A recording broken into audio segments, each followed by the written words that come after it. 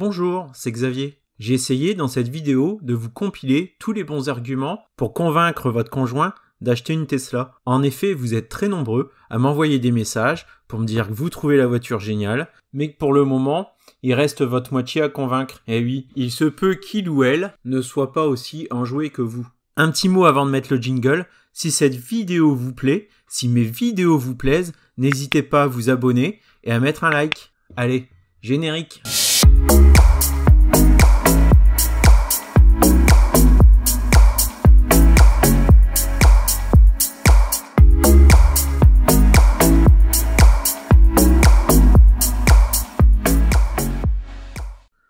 Bon alors, une fois sur deux, la grimace de votre partenaire, elle peut être là pour des raisons économiques. Ça se comprend, c'est comme un véhicule qui coûte au minimum 37-38 000 euros, peut-être un petit peu moins si vous avez la reprise d'un véhicule et puis en fonction d'une aide de région. Mais dans tous les cas, ça reste une somme importante. Et puis de toute façon, si pour vous, ça représente pas une somme importante, la question non, elle se pose pas. Si c'est le cas, félicitations, vous pouvez arrêter cette vidéo. Mais si la question se pose au sein du couple, justement, l'aspect économique, c'est ce que vous pouvez mettre en avant, parce que même si la voiture a un coût d'achat élevé, elle vous fera faire des économies tout au long de sa vie. Déjà, tout simplement parce que vous allez mettre de l'électricité dedans, et non de l'essence. Ensuite, parce que les révisions constructeurs ne sont pas obligatoires. C'est pas pour autant qu'il n'y a pas d'entretien à effectuer, mais ils sont beaucoup plus light.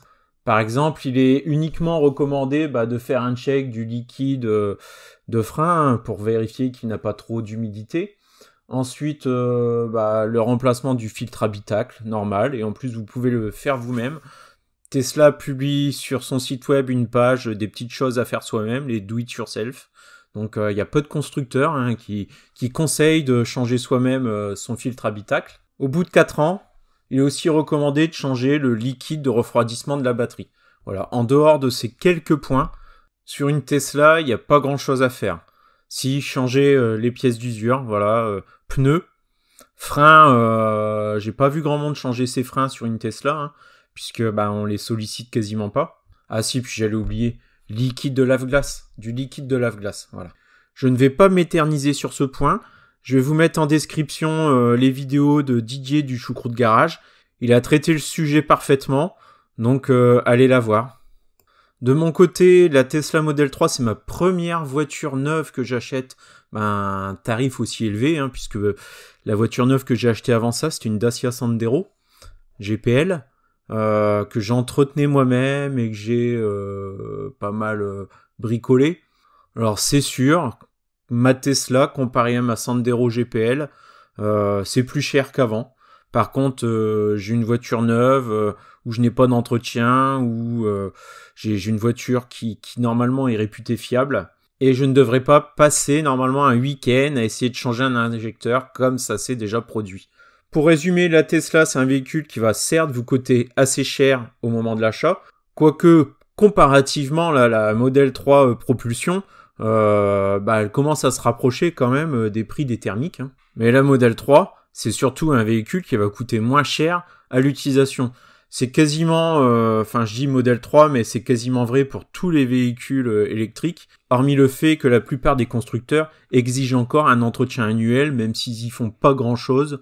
Ils aiment bien quand même brancher un ordinateur sur une prise ODB de la voiture et vous facturer une petite centaine d'euros de révision obligatoire. Et si vous ne la faites pas ou vous oubliez de la faire, ils essayent de vous faire sauter la garantie. Et justement, je m'égare un petit peu, mais en parlant des autres constructeurs, on va dire les anciens constructeurs, en dehors de Tesla. Une Tesla, le prix affiché, c'est le prix réellement payé. Vous donnerez pas 1 euro de plus au moment de passer commande, puisqu'il n'y a pas de pack de sécurité, pack de mise à la route, frais administratifs, frais pour les plaques d'immatriculation, frais pour la carte grise. Le prix affiché, c'est le prix final. C'est-à-dire ce que vous commandez sur le site de Tesla, c'est vraiment ce que vous allez payer. Honnêtement, lorsque j'ai acheté ma deuxième Tesla, avant de ça, j'étais quasiment prêt à acheter une Dacia Spring ou une MG. J'hésitais entre les deux. Je suis allé chez MG, j'ai eu une offre, une proposition tarifaire, et lorsque j'ai vu les frais de mise à la route et tout le pataquès qu'ils m'ont mis en plus, en fait ça m'a gonflé. C'est aussi pour ça que je suis retourné chez Tesla. je paye mon véhicule, j'attends pas de service en plus, ni en moins, je paye, ensuite je suis livré du véhicule et on me demande pas d'argent pour des frais pseudo-administratifs, enfin des frais cachés, limite de la légalité. Bon, et puis l'autre raison pour laquelle je suis retourné chez Tesla pour le second véhicule, c'est tout simplement pour conduire une Tesla même quand ma femme me pique la Tesla. Oui, parce que si vous arrivez à convaincre finalement votre conjoint d'acheter une Tesla, après, peu de temps après, il y a un nouveau problème qui s'installe. Mais bon, ça, on va dire que c'est un problème, une seconde étape. Hein. Il faut déjà passer le cap d'acheter la première Tesla. Donc alors, on résume, là, pour l'instant, on a juste le coût d'utilisation donc qui est vachement moins cher, hein, puisque vous n'aurez pas besoin de passer à la pompe à essence. Moi, personnellement, je ne sais même plus combien coûte un litre d'essence. Hein. Il paraît que ça augmente, que les Français râlent, etc. Bon, c'est de l'histoire ancienne pour moi, c'est plus mon problème. Ne plus passer à la pompe, non seulement économiquement, c'est cool, mais étrangement, c'est aussi une corvée en moins. Parce qu'une Tesla, même si c'est long à charger, chez soi la nuit, on s'en fiche, c'est la nuit, on dort, et à brancher, ça prend 30 secondes. Et puis, je la branche là où je la gare. Parce que lorsqu'on roule beaucoup, l'air de rien, on y passe souvent quand même à la pompe. Hein. Et si, en plus, vous pouvez, comme moi, recharger gratuitement sur votre lieu de travail, ou bien que vous avez des bornes à proximité qui sont très peu chères, alors là, c'est encore l'argument ultime économique. Hein. En parlant recharge, la voiture, elle peut tout à fait se recharger sur une prise extérieure, si possible en 16 ampères. Comme ça, elle va pouvoir tirer en continu du 10 ampères dessus, ça laisse une marge de sécurité. Parce que même si une prise est labellisée 16 ampères, c'est pas forcément du 16 ampères en continu pendant une longue période. Pas besoin d'avoir une borne spécifique, ni même de changer son forfait électrique. Hein. Sur une borne 10 ampères, si elle se recharge, on va dire, vous rentrez à 19h, vous repartez à 7h du matin, ça vous laisse un créneau de 12 heures de recharge. Donc 10 ampères multiplié par 220 volts, ça vous fait 2,2 kW. Pendant 12 heures, on va avoir rechargé 26 kWh. Ce qui correspond environ pour une Model 3 propulsion à un petit peu moins de 200 km. En gros, si vous faites pas plus de 200 km dans la journée, vous n'avez pas besoin d'installation spécifique, je dirais. Ensuite, ok, c'est confortable d'avoir une borne qui va recharger rapidement, mais la réelle utilité, moi, j'en ai pas. Voilà, j'ai pas d'utilité d'avoir un point de recharge rapide au domicile. Souvent, ça, c'est une idée que les gens se font du véhicule électrique. Ouais, mais je vais aussi devoir installer une borne. C'est pas obligatoire. Le connecteur mural standard que Tesla fournit permet de recharger déjà son véhicule correctement au domicile depuis une prise domestique. Bon, je m'égare un petit peu, mais en tout cas, l'argumentaire, ça va être compliqué. À la maison, il va falloir changer de forfait électrique. Il va falloir installer une borne, etc. Il est faux. Je connais même des personnes qui ont une voiture électrique sans avoir d'accès à une cour intérieure et à une prise de recharge. Par rapport à l'autonomie, alors c'est sûr qu'il peut y avoir des craintes. Hein. Ça, c'est les personnes qui n'ont eu que du thermique avant. Hein. Donc, mais je vais pas pouvoir faire 1000 km d'un coup. Hein. Ouais, mais est-ce qu'on fait réellement 1000 km d'un coup Enfin, moi, ça m'arrive pas. La preuve, je suis parti avec ma petite Model 3 dans plein de pays, Portugal, Italie, Pays-Bas, Grande-Bretagne. Ça n'a jamais été un frein, grâce au réseau superchargeur Tesla. Et je dirais même que, limite, ma femme, moi, ça l'arrange parce que je m'arrête régulièrement. Et pour les petits pipis des enfants et les petites vessies, c'est appréciable. J'ai vu la dernière vidéo de Christophe Nuage Magique. Il parlait de quand on lui demande l'autonomie de son véhicule, il sait pas trop répondre et il parle souvent qu'elle a une autonomie supérieure à la sienne. Voilà.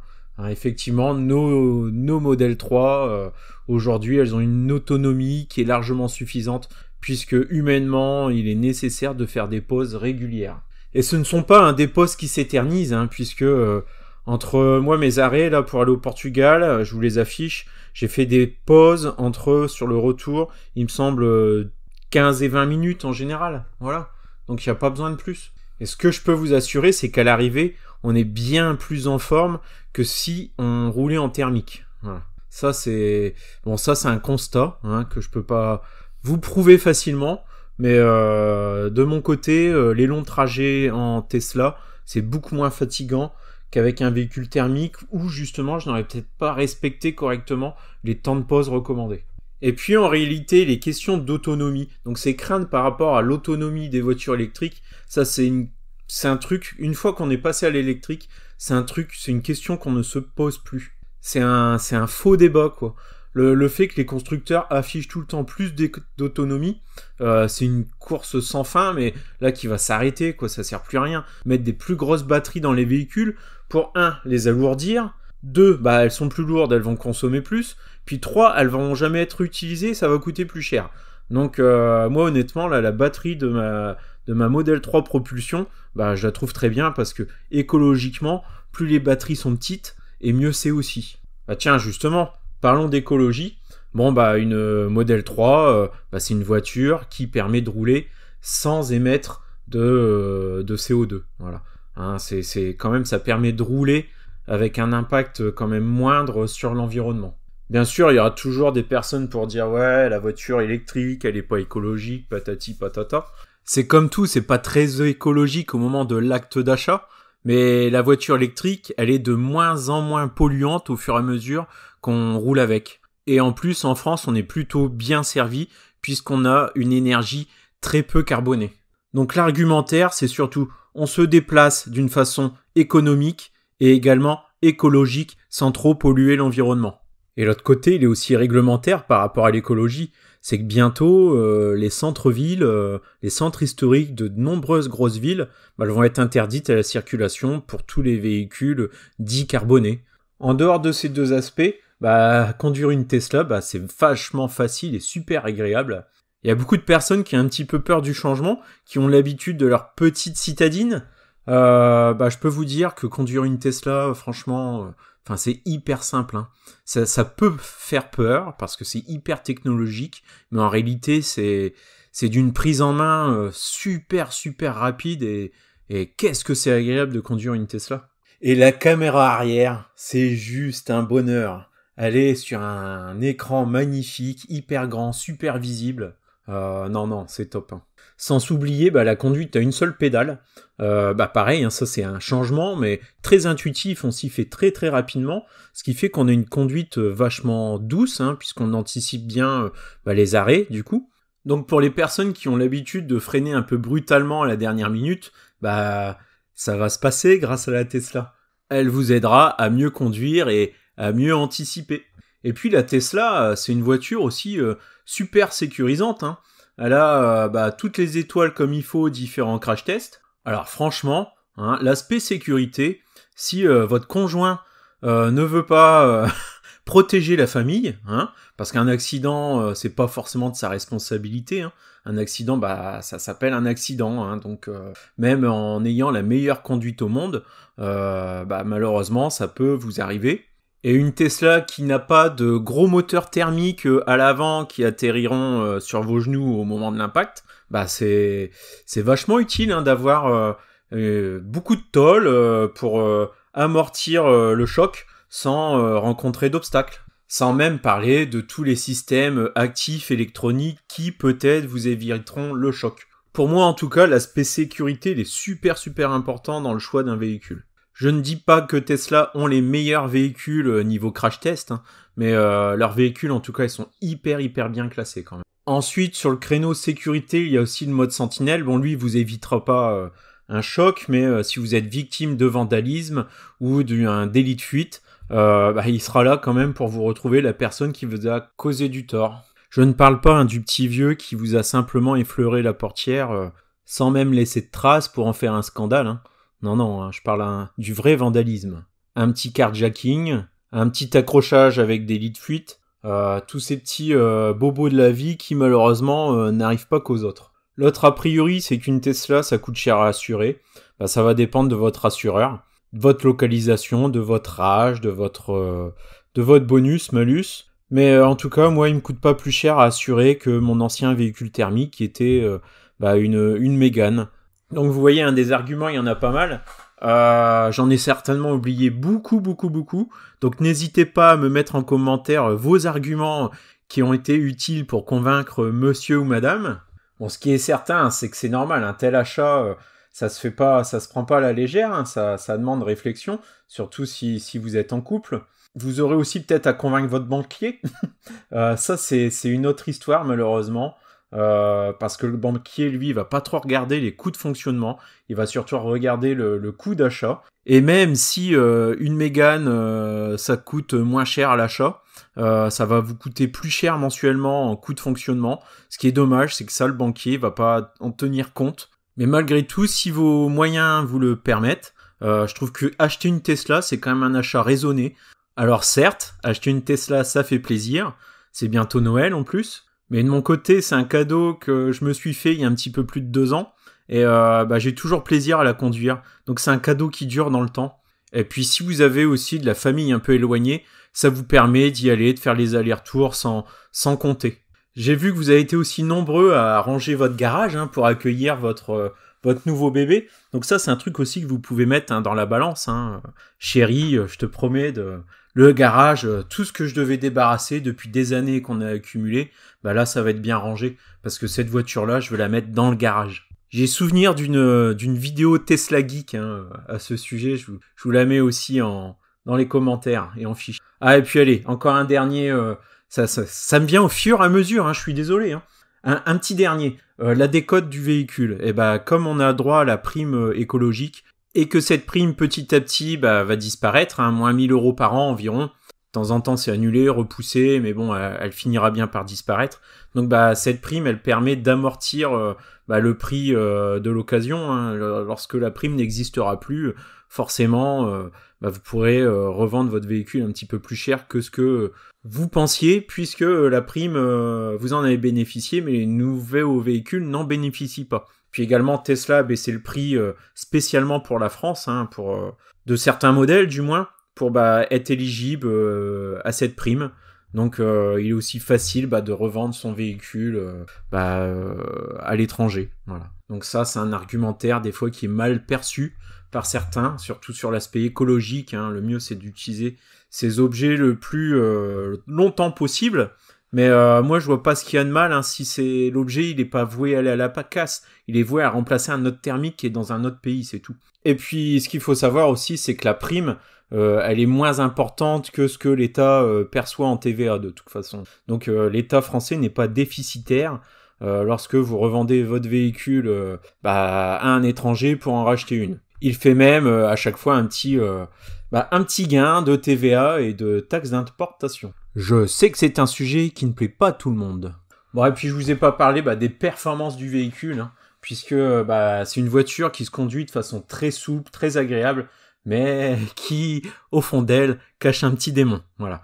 Donc ça va dépendre de la réceptivité de votre conjoint, mais si il ou elle a plutôt peur dans les manèges à sensations qui accélèrent, c'est peut-être pas un argumentaire à mettre sur la table. Bon allez, on va s'arrêter là, ça fait déjà pas mal de temps que je parle, je pourrais ne pas m'arrêter, surtout lorsqu'il faut défendre mon choix que j'ai fait, et maintenant il y en a 2 à la maison, donc ça veut dire que le choix était pas si mauvais que ça. Elle a mis longtemps, ma femme, à prendre le volant de la Tesla, mais ensuite elle l'a souvent gardé, voilà.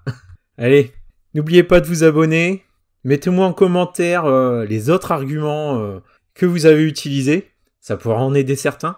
Et puis je vous dis à très bientôt dans une prochaine vidéo.